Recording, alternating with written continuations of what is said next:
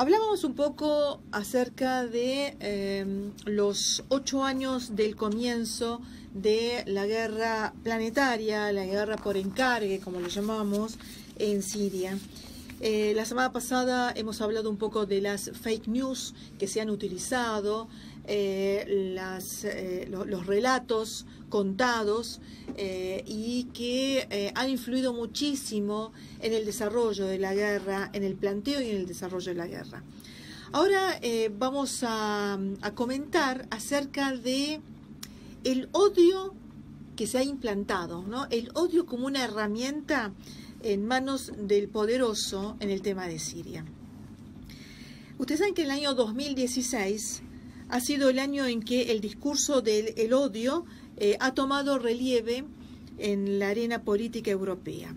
Amnistía Internacional avisaba en un informe del mismo año, 2016, que fue el año en que el discurso de culpa, de odio, de miedos, la retórica del nosotros contra ellos, la política de la demonización han adquirido una relevancia nunca vista desde 1930.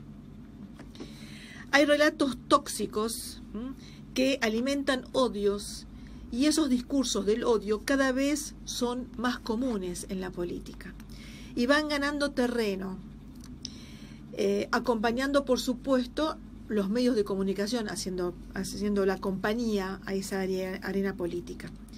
En el Parlamento Europeo, aproximadamente el 15% de los eurodiputados están asociados o vinculados a partidos racistas, ultraderechistas, que proponen que los estados estén cerrados, proteccionismo económico y cerrar la frontera. Toda una política antimigratoria que se ha iniciado en Europa y que se está trasladando a América Latina. En Estados Unidos, las noticias falsas, la demagogia y el discurso del odio ayudaron a Donald Trump a ser presidente. De eso no cabe duda. Un analista de la estrategia política que se llama Anders Hofstede dice que el mayor logro de las noticias falsas no es pasar mentiras por verdades, sino crear una atmósfera de incertidumbre en la que la verdad se vuelve borrosa. ¿Cómo se instaló esa política de odio en Siria? Todo comenzó en Daraa. En Daraa es una localidad que está en el sur de Siria, muy cerca de la frontera con Jordania y también cerca de la frontera de Palestina ocupada. Su población ya venía recargada con enseñanzas estrictamente ultraortodoxas sobre la interpretación del Corán. Generó una base de gente que no podía soportar al otro, que tenía tenía afinidades entre sí, pero se distanciaba de aquel que no tenía sus mismas creencias. Y casualmente, una de las grandes mezquitas en Daraa, que se llama Mezquita Masjid al-Omari, es donde luego se encontraron una gran arsenal de armas de guerra. Todas, luego se supo también, todas llegadas de Arabia Saudita para generar el comienzo de esto que se llamó la Revolución Siria o la Primavera Árabe en Siria. De ahí salían con enseñanzas de odio que generaban ciertos clérigos hacia la población local. Ustedes saben que, por ejemplo, en las primeras manifestaciones, que se le decía manifestaciones pacíficas, movilizaciones por mayor grado de democracia y de libertad en Siria, iban con ciertos latiguillos o ciertos cánticos que decían, por ejemplo, los cristianos a Beirut y los alawitas al tabut, o sea, al cajón, haciendo como que rime, ¿no? El Masihiyya a Beirut o la alawiyya al tabut, o sea, eso era lo que se cantaban en esas manifestaciones. que luego se supo que no eran todos sirios, que bueno, en un comienzo se pensaba, todos estaban muy atentos a esas primeras movilizaciones, que no había represión, pero sin embargo se habló de represión en ellas, porque había francotiradores que tiraban sobre la policía, desarmados en un comienzo, y generaban movimiento bastante violento, y esto hacía que las movilizaciones cada vez sean más numerosas, y se metían los hermanos musulmanes, que son los que nutrían ideológicamente a la población local dentro de las mezquitas. Una de ellas es Al-Omari. Da la casualidad que los viernes se llamaban, fíjense hasta qué punto esa política del odio nutría a la simbología de la llamada revolución. Los viernes, durante meses, eran los viernes los días de movilización, porque será al mediodía, después de salir de la mezquita, de las distintas mezquitas, porque esto comenzó en Daraa, pero se trasladó al Jisr al-Shugur, cerca de, en las afueras de Idlib, cerca de la frontera con Turquía. Después se trasladó a Talkalaj, cerca de la frontera con el Líbano, y así se fueron trasladando a las zonas fronterizas. Ya lo hemos comentado como una estrategia, las zonas fronterizas, pero la idea principal era fomentar el odio, y esto se fomentaba a través de la simbología. La simbología, por ejemplo, los viernes del odio se llamaban, el odio al régimen, o sea, todos tenían nombre, se comunicaban a través de las redes sociales, o sea, se movilizaban a través de las redes sociales. La más utilizada en ese momento era Facebook, no había Instagram, o no estaba muy masificada el uso del Instagram, sí el Facebook. Y uno veía que cada viernes todos estábamos esperando, teníamos una expectativa, qué iba a pasar. El jueves pensábamos qué iba a pasar al otro día, qué iba a pasar el viernes, cuál era el eslogan que se iba a utilizar, y eran siempre llenando de odio contra el rival. Y había referentes, había personas que eran referentes que hoy no se los escuchan, está todo silenciado. Uno era Adnan el-Ar'ur, era un clérigo sirio que se especializó en la teología islámica en Arabia Saudita, y vivió toda su vida en Arabia Saudita. Tenía un programa que salía todos los días por canales satelitales, y ahí él, con un aspecto muy enfurecido, muy violento, su habla, uno lo puede googlear y mirar cómo hablaba. Era su estética era muy particular, el pelo rojizo, con atuendos así muy típicos de los clérigos, y tenía, digamos, los clérigos de la hermandad musulmana tienen todavía un aspecto un poco distinto al resto. No usan bigote, usan una barba, y lo que hacía era enfurecer al público, alentarlos a movilizarse, hablarles muy mal, personificar como demonio al presidente de Siria, al sistema sirio de gobierno, lo llamaba como el Nizam, el régimen, y esto se iba incrementando programa tras programa, y era diario, y duraba horas.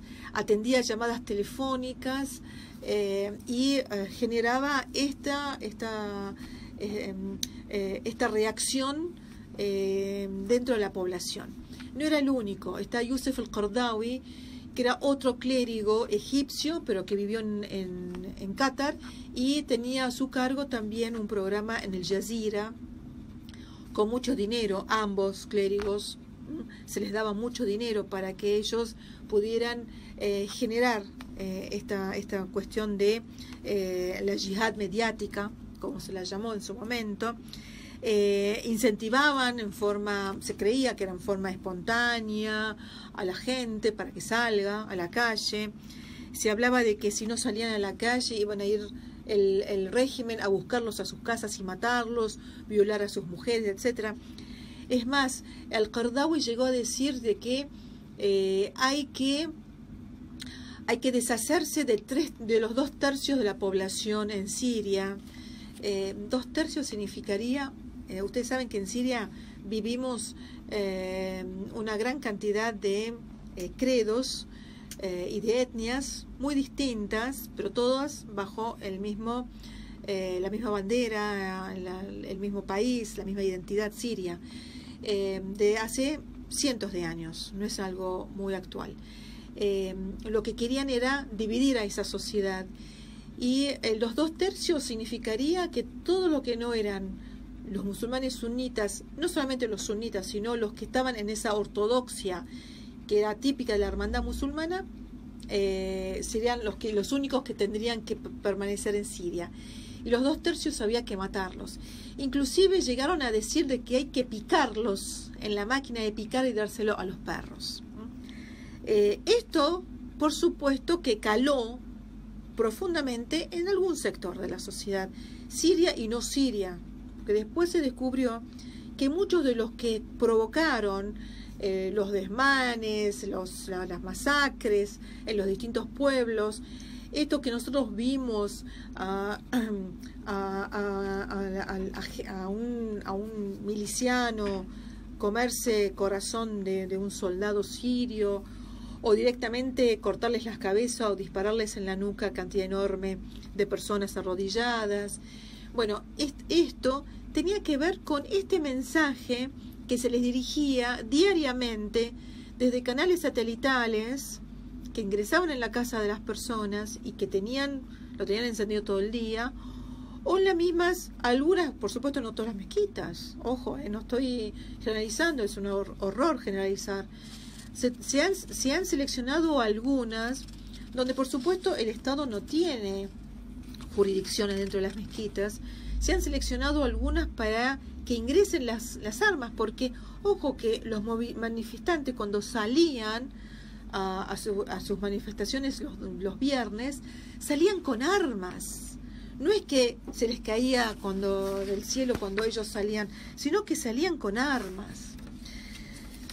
Bien, toda esta maquinaria política, diplomática, económica, financiera, mediática, se basó en hechos, en realidad primero eran falsos, porque hablaban de manifestaciones por la democracia. En realidad poco se habló de la democracia en esto, porque si hay algo que no es democrático es el discurso de la hermandad musulmana, un discurso cerrado, fanatizado, yéndose hacia 1500 años atrás.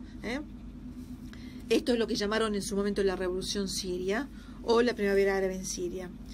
Al ciudadano occidental, cuando le llegaban las imágenes de estas manifestaciones gigantescas, supuestamente, que pedían por democracia, que se había detenido a chicos menores de edad en Daraa por escribir en contra del presidente, que después se supo, porque esos chicos se fueron al Líbano y le hicieron reportaje en el Líbano y habían dicho que le habían sacado las uñas la policía.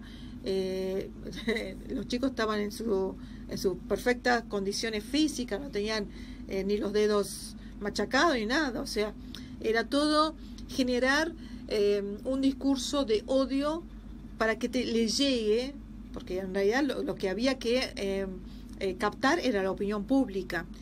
Entonces el ciudadano que está sentado, el occidental me refiero, sentado en el living, leyendo el diario o escuchando o viendo la televisión, le llegaba esto en los noticieros, de que había una represión del gobierno sirio y que estaba masacrando a la gente, a su propio pueblo, y que justificaban el avance de la OTAN porque iba a llevar la libertad y la democracia a esa población pobrecita. Y habían centrado todo el odio en una sola figura, que era Bashar al-Assad, por supuesto, con su gobierno, con su sistema. ¿Qué defensas tendríamos nosotros los ciudadanos frente a semejantes hechos? Nada. No había elementos donde el ciudadano curioso, el que decía, bueno, hay algo que no me cierra, hay algo que quisiera saber, poco más. No había medios para entrar a mirar. Por supuesto que quería indagar, lo iba a encontrar, pero son muy pocos los que hacen eso, muy pocos, hasta el día de hoy, son muy pocos. Entonces, no importaba lo que haga Siria, no importaba si el presidente de Siria salía a decir, no, vamos a hacer las reformas que posiblemente nos hemos retrasado en hacerlas, que obviamente había que hacer reformas, no cabe duda, en el sistema político.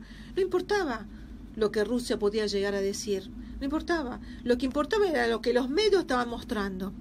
Y eso era el discurso unilateral, una bajada única. El foco se colocaba única y exclusivamente sobre el gobierno de Siria, que era el que masacraba al pueblo, el que tiraba las bombas, el que tiraba barriles, el que salía a reprimir. Pero las manifestaciones a favor del gobierno de Siria, que eran a cientos de miles cubrían las calles de las grandes ciudades, no se mostraban, o se mostraban al revés, de que eran en contra del gobierno, ¿sí? Y ante los ojos de Occidente no se percibía que había mercenarios adentro del territorio sirio, que esos mercenarios ya estaban contratados de antemano y que tenían que cumplir una función, desarmar el tejido social sirio. Eso no se daban cuenta de principio.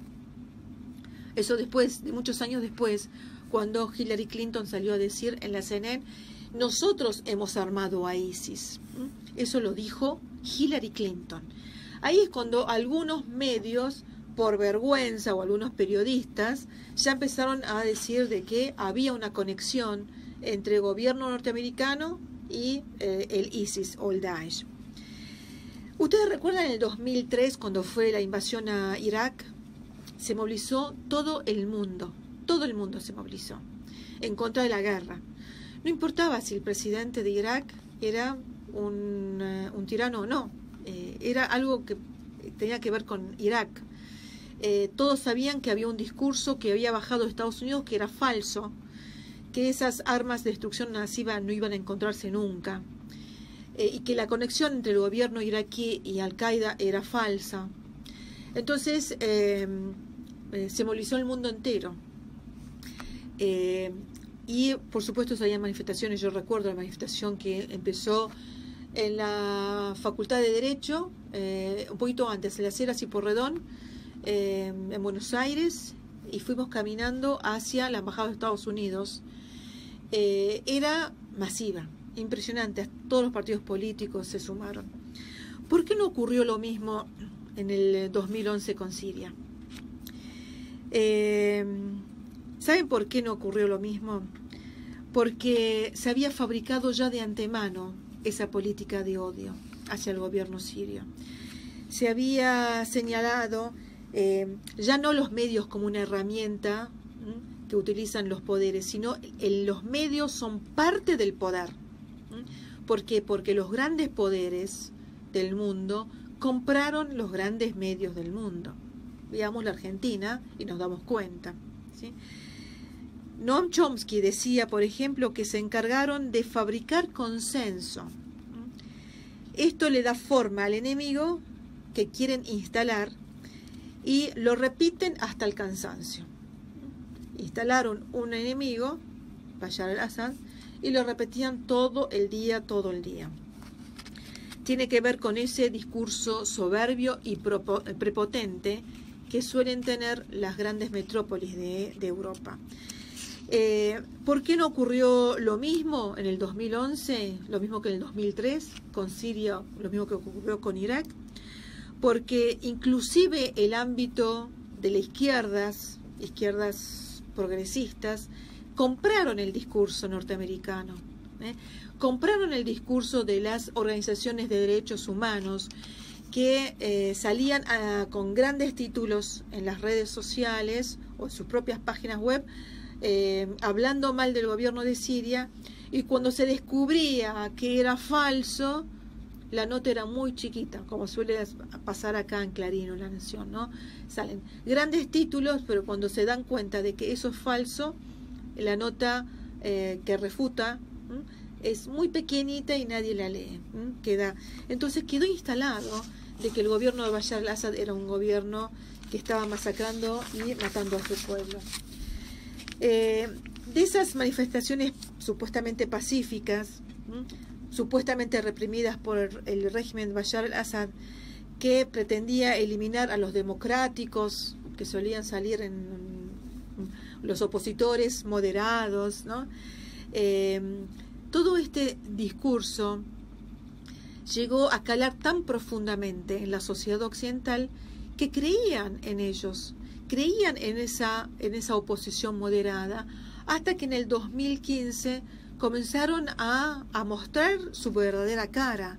Ya el llamado Ejército Libre Siria ya había desaparecido para enrolarse en las grandes organizaciones genocidas, terroristas, como Frente al-Nusra, como Ahrar al-Sham, como Daesh, el ISIS.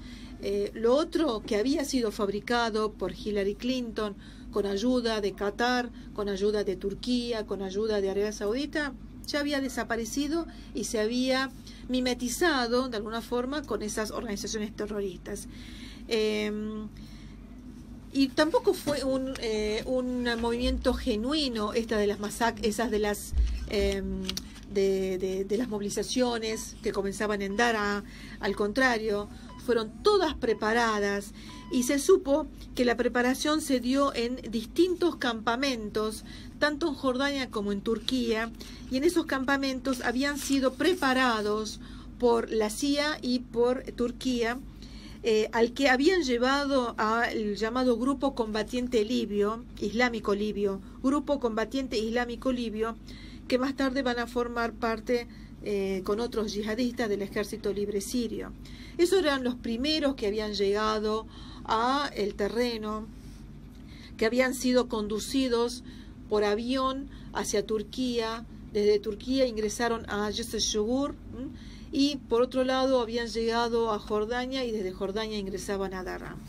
Bueno, llegaban por supuesto, con todo el entrenamiento que habían tenido en Libia, habían sido luego entrenados tanto en Turquía como en Jordania, y ingresaban como un ejército secreto. Ustedes saben que en el año 2010, meses antes de que se inicie la llamada Revolución Siria, el régimen de Abu Dhabi firmó un contrato con la empresa de seguridad. ¿Se acuerdan la que había estado en Irak cuando invadió Bush Irak?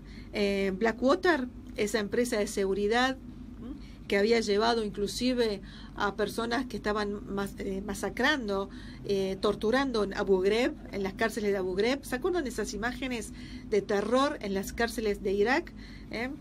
Bueno, esa es una empresa de seguridad, Blackwater. Y habían firmado un contrato, había cambiado el nombre, por supuesto, porque no iba a quedar con el mismo nombre de Blackwater, se terminó llamando XE Service.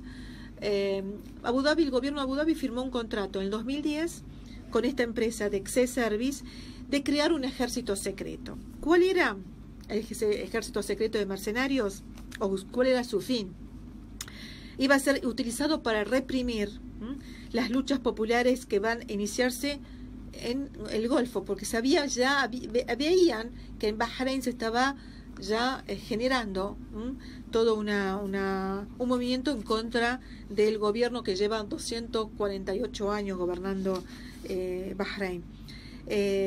Y por supuesto, por otro lado, para romper los movimientos populares, para asegurar que el poder permanezca en manos de gobiernos que apoyan los intereses de Estados Unidos.